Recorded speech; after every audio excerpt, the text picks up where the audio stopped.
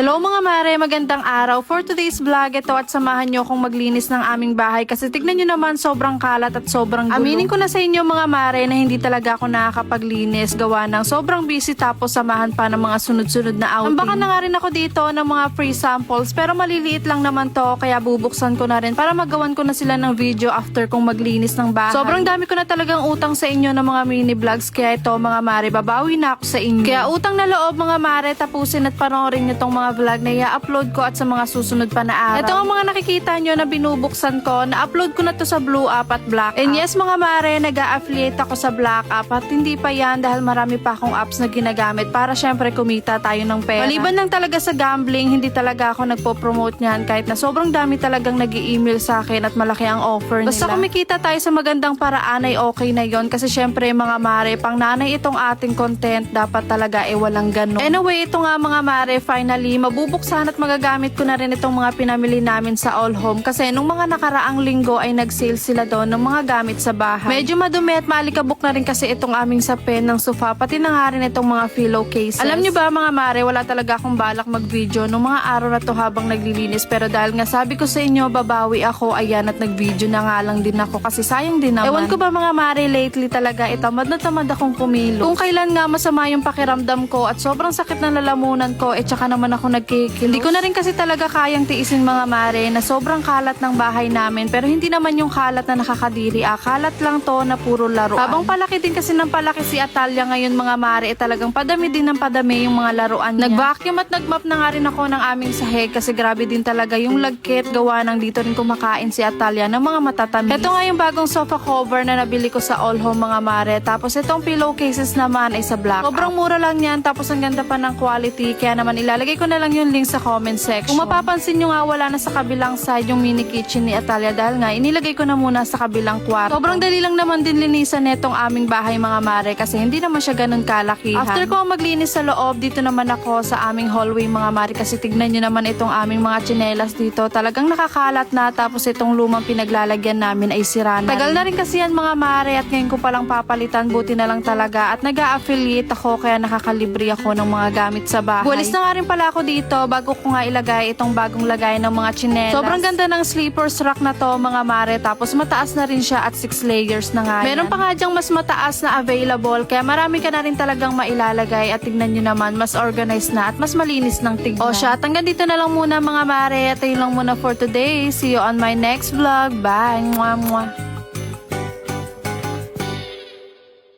Hello mga mare, magandang araw. For today's vlog, ito at samahan nyo akong maglinis ng aming bahay kasi tignan nyo naman sobrang kalat at sobrang gulo.